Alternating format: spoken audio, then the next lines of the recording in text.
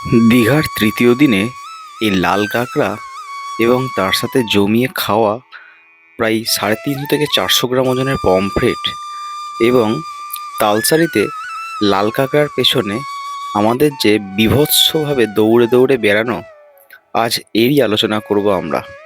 আজকের দিনটা, তৃতীয় দিনটা বৃষ্টির সাথে শুরু হওয়ায় কেউ আমরা সকালবেলা সেরকম বেরোতে পারিনি, তাই ঘরেই হোটেলেই আর কি পরোটা, লুচি এবং ডিম সেদ্ধ সব কিছু নিয়েই বসে পড়েছিলাম এবং দুপুরটা কাটিয়েছিলাম পুরোপুরি আমরা সুইমিং পুলে। আর দারুণ ওয়েদার ছিল, যার জন্যে খুব আনন্দ করেছে বাচ্চারা। ঠিক আছে, ডিম লাস্টে কাছে ছাড়। ওই ঠিক আছে ঠিক আছে। আলুর দম একটা খেতে পারবি তো? খেতে হবে। 7খানা পমপ্লেট, 2 কেজি ওজন। কি বড় সাইজ, মানে না দেখলে বিশ্বাস হবে না। একজন খেতে পারলে হয়। টিফিন খাওয়ার পর প্রায় 10টার দিকে বৃষ্টিটা কমে গেল। এবার আমার টার্গেট ছিল তৃতীয় দিনে সবচেয়ে বড় সাইজের পমফ্রেট খাওয়া। আপনারা ইলিশটা আগেরটায় দেখেছেন, এবারে পমফ্রেট দেখতে পাবেন। 2 কেজি 100 মাছ নিয়েছিলাম, 7 পিস মাছ হয়েছিল, দারুণ মাছ। যথারীতি রান্না করতে দিয়ে আমরা সুইমিং পুলে চান করার পর চরম খিদে পেয়ে গেছিলো আমাদের। এবারে আমাদের খাওয়ার পালা। আজকের মেনু ছিল ভাত, ডাল, আলু ভাজা এবং পমফ্রেটের ঝাল, আমের চাটনি। তাপড় না আমার ছেলে খুব ভালো হয়েছে। তাপড় বেশি হবে। আমরা খুঁজে খুঁজে যাচ্ছি মোটামুটি। এই সে ঐতিহাসিক মুহূর্ত। তুই তাহলে ইয়ে কর, তুমি আবার মুখটা আটকাও, তাহলে ঐতিহাসিক। এই সেই ঐতিহাসিক মুহূর্ত। 500 গ্রাম ওজনের পমফ্রেট। মাথা ধরো, মাথা। আরে ভয় লাগছে তো। তুমি তোমার চামচ দিয়ে উঠবে না। ওটা ছেড়ে দাও, তুমি তোমার মতো করো। এই পুরো ভেঙে যাবে। ভেঙে যাবে তো। ছেড়ে দাও, তুমি তোমার মতো ওটা আমি কখনো ওঠে, আমায় দাও। এই কত সাইজ, বড় তো না ছোট দেখ তো। এ দেখ আমার হাত, এ দেখ। দেখাত। আমি হাত ধুয়ে আসছি। না, তুমি হাত দাও। না, কিছু করতে হবে। আমি হাত দিয়ে নেব। আমি হাত দিয়ে নেব তুমি। এই ঐতিহাসিক মুহূর্তের পমফ্রেট আমাদের সাইজ। ওই বাবা দেখো, এত বড় প্লেট, আর এই হলো সেই সাইজ। এবার পৃথিবীর ঐতিহাসিক এই দেখ। এবার পৃথিবীর খাবে এটা। এই তুলা যাবে না। এই সেই 300-350 গ্রাম ওজনের পাপ দিয়ে আমাদের পমফ্রেট ধরতে পারছি না, এত বড়। এবার মাছের দেখবেন ফিলে সাদা দুধ। আরেকটা চামচ দেয় এখন। এই না খেয়ে দেখ কেমন। এই মাছ আমি সত্যি কোনোদিন খাইনি। এই মাছের সাইজটা একটুখানি দেখে নিতে পারেন। এই আমার হাত, এই যে বিশাল। যে কোনো বিয়ে বাড়িতে 100 গ্রাম, হার্ডলি 150 গ্রাম, হার্ডলি ওই যেগুলো তাওয়া ফ্রাই। তাওয়া ফ্রাই গুলো 100 থেকে 120 গ্রাম হয়, একদম। আর এটা 300 গ্রাম। এবার পম্পের ভালো ছিল তো সবাই বলো। হ্যাঁ, এই দেখ। তোলতো পম্পের চেয়ারটা দেখে তো মুখের থেকে বড়। হ্যাঁ, কি বাবা, এই তোলা এ না ভালো তো।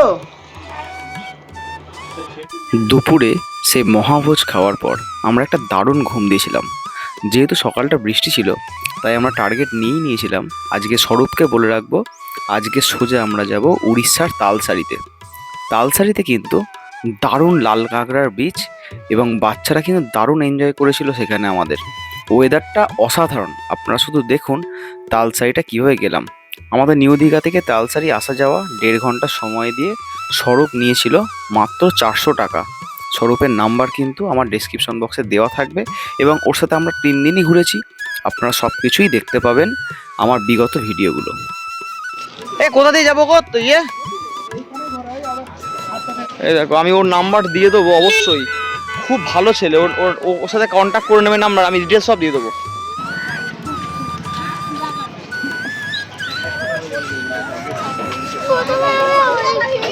সত্যি কথা বলতে দীঘার থেকে তালসারির সৌন্দর্য কিন্তু প্রাকৃতিক দিক থেকে অনেকটা সুন্দর।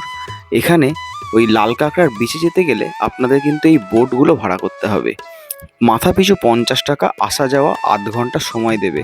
আমরা কিন্তু নির্দ্বিধায় চলে গেছিলাম, কারণ দেখেই বুঝতে পারছেন এত সুন্দর লেগেছে আমাদের, মানে ভাষায় প্রকাশ করতে পারবো না। চলুন সামনে দেখি। দেখি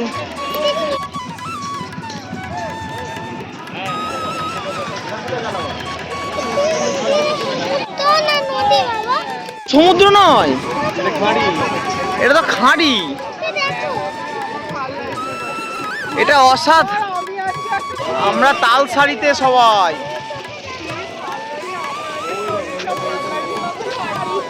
সমুদ্র ওই দেখো সমুদ্র এই হাত ছাড়বি না কেউ। ওইখান থেকে লাল কাঁকড়ার বিচে যাবো সবাই। লাল কাঁকড়ার বিচে দেখি কত করে নেয় বলে। ঘোরার টাইম আছে ওই দিকে। তোমরাই নিয়ে আসবে তো? মানে জয়খান ভিতর আড়িয়ে লাগে না, হ্যাঁ বসে বসে জিরো কিলো। আয় এদিক দিয়ে দিয়ে বাঁ দিক চেপে ধর। আয় লাল কাঁকড়ার বিচে যাচ্ছে আমার লাল কাঁকড়া। নাম নাম নাম নাম দে।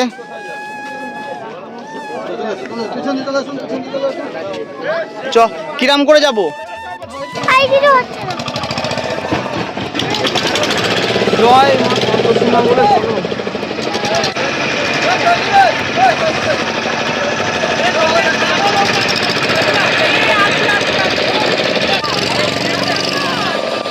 কি বলতে চাইছো রে, কি বলো তোমরা? কি করতে চাইছো?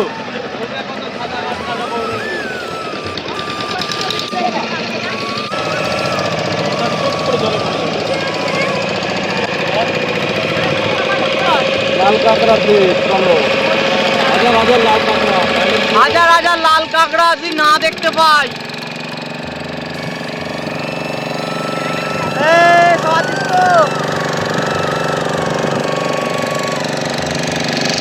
সকলেই বোটে উঠে চললাম এবার লাল কাঁকড়ার বিচের উদ্দেশ্যে। রাস্তাটা কিন্তু জলপথটা অত্যন্ত সুন্দর, প্রাকৃতিক শোভা এতটাই ভালো। তবে যেটা আমার সবচেয়ে ভয় লেগেছে সেটা হলো ওরা কিন্তু সমুদ্র এবং মোহনার মাঝামাঝি, মানে যেখান থেকে সমুদ্রটা ডাইরেক্ট ঢুকছে সেখানেও চলে গেছিলো, যেখানে ডুবে যাওয়ার চান্স কিন্তু প্রচণ্ড। আমি তো খুব ভয় পেয়ে গেছিলাম এবং সকলেই ভয় পেয়েছিল, কারণ এখানে কিন্তু কোনো রকম লাইফ জ্যাকেট বা কিছুই থাকে না। তাই বাচ্চা টাচ্চা নিয়ে যাবেন সাবধানে, জোয়ার টোয়ার আসলে যাবেন না। প্রকৃতিটাকে অনুভব করুন, এতটা সুন্দর লেগেছে, মানে আমার খুব ভালো লেগেছে। আপনারা অবশ্যই কিন্তু তালসারিটাকে মিস করবেন না, দীঘা গেলে মাস্ট ভিজিট প্লেস একটা।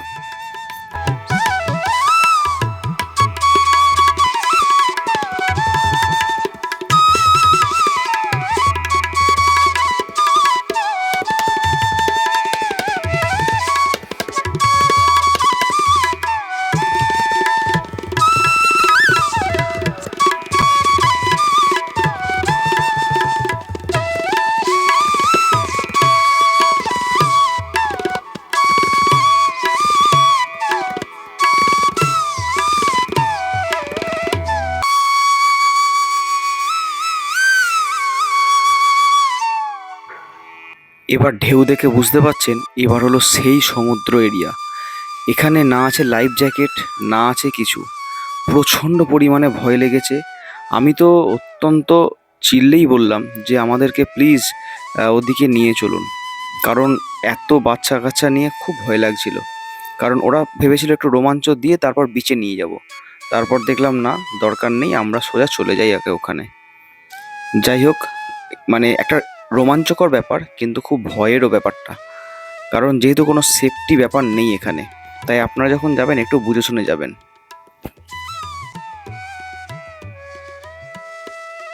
অবশেষে চিৎকার করার জন্যে ওরা কিন্তু সমুদ্র থেকে নৌকাটা ঘুরিয়ে নেয় এবং লাল কাঁকড়ার বিচের দিকে চলে যায়।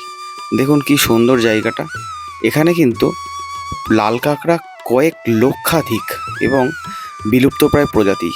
বেশিক্ষণ নয়, আধ ঘন্টার জন্য এখানে দাঁড় করাতে দেবে, তারপরে আপনারা কিন্তু অবশ্যই নিজে নিজের নৌকায় ফিরে আসবেন।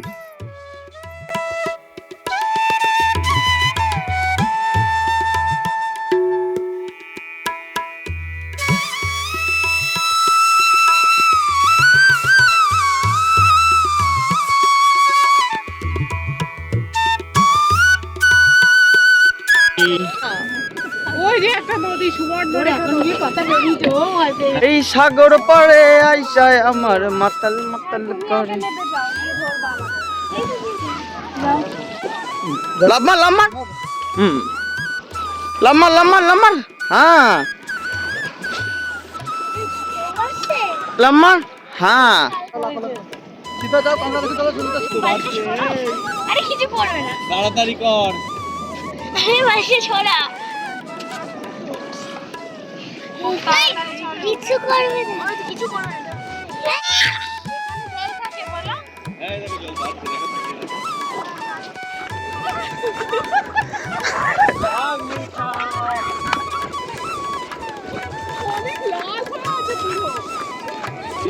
জল বাড়ছে, দেখো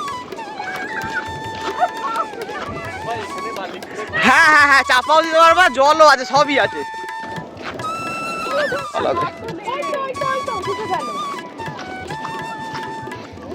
জায়গাটা কেমন বলো? ভালো মানে পিওর শুটিং হয় এখানে। হ্যাঁ না না, এরম করো এরম করো এরম করো।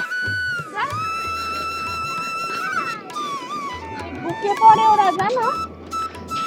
এই টাকা একদম কানে শেষ করে দিতে। আছে আছে, অনেক আছে। আমরা অনেক কিছু দেখবো আরো।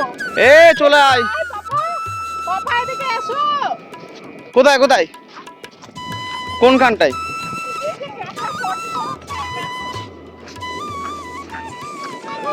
নেই ও কিছুই তো পাচ্ছি না, ওইটা কতগুলো বল।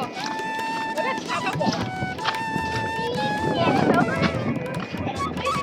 এই সেই অসাধারণ লাল কাঁকড়ার বীজ। দূর থেকে মনে হবে যেন ছোট ছোট লাল পাথর সারা বীজ জুড়ে পড়ে আছে, কিন্তু কাছে গেলেই কিন্তু ওরা গর্তে ঢুকে যাবে। আমরা প্রত্যেকে চেষ্টা করেছিলাম একটা হলেও কাছ থেকে দেখা, কিন্তু ঘটনা হচ্ছে ওরা অতটাই সিনসিয়ার যে পায়ের কম্পনের মাত্রা টের পেলেই কিন্তু ওরা গর্তে ঢুকে যাচ্ছে। যাই হোক, ওদেরকে ডিস্টার্ব না করাই ভালো, কিন্তু দেখে কিন্তু খুবই লোভ লাগবে আপনাদের, এবং আমার খুব ভালো লেগেছিল। যেহেতু আমি একটা সময় ওয়াইল্ড লাইফ ফটোগ্রাফি করতাম, তাই এগুলো আমার কাছে একটু আলাদাই চার্ম ব্যাপারটা আছে ছবি তোলার, কিন্তু এখন তো আর তুলি না। বকখালিতে একটা আছে, জানিস তো? হ্যাঁ আছে তো, হ্যাঁ। অসাধারণ এনজয় করলাম, অসাধারণ। মানে এই বীজটা অবশ্যই আপনারা আসবেন, এই বীজ না দেখলে মানে মিস। হ্যাঁ, তালসারি মারাত্মক সুন্দর।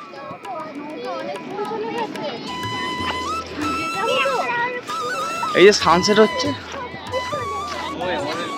কি আর পারবো না, দারুণ দারুণ। কেমন লাগলো? সন্ধ্যা নেমে এলো, ওখানে জোয়ারের জল আসতে শুরু করেছিল, তাই আমরা ফিরে আসলাম তালসারির দিকে। সে এক মায়াবী রূপ। ওখানে রেখে এলাম আমাদের এককারই স্মৃতি, যে স্মৃতিগুলো এবার রয়ে যাবে ইউটিউবে, বয়স হলে দেখতে পাবো, এবং আমাদের এই নির্ভেজাল আনন্দতে একটা আলাদা মাত্রা যোগ করে দিয়েছিল এই জলপথের যাত্রা।